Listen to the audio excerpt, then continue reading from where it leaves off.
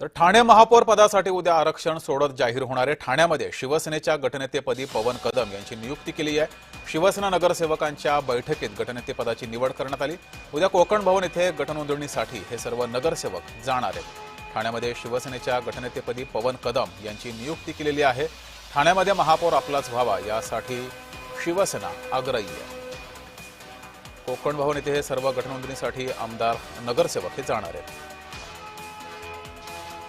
अधिक माहिती घेऊया, आपले प्रतिनिधी कुणाल बोहिटे आपल्यासोबत जोडलेले आहेत। कुणाल, ठाण्यामध्ये महापौर शिवसेनेचाच व्हावा यासाठी शिवसेना आग्रही आहे। दुसरीकडे भाजपानं सुद्धा या ठिकाणी आम्हालाही महापौर पद द्यावं, चांगली पदं मिळावीत यासाठी आग्रही भूमिका घेतलेली आहे। काय नेमकं चाललंय ठाणे पालिका निवडणुकांच्या पार्श्वभूमीवर ठाण्यात?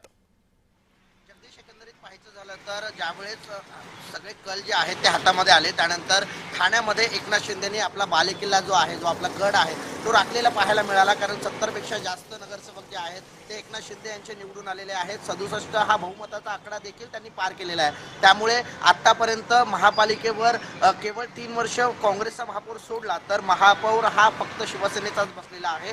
याआधी देखील महायुतीमध्ये निवडणुका झालेल्या होत्या, मात्र त्यावेळेस भाजपला उपमहापौर हे पद देऊन महापौर पद जे आहे ते शिवसेने आपल्याकडेच ठेवलेलं पाहायला मिळत होतं।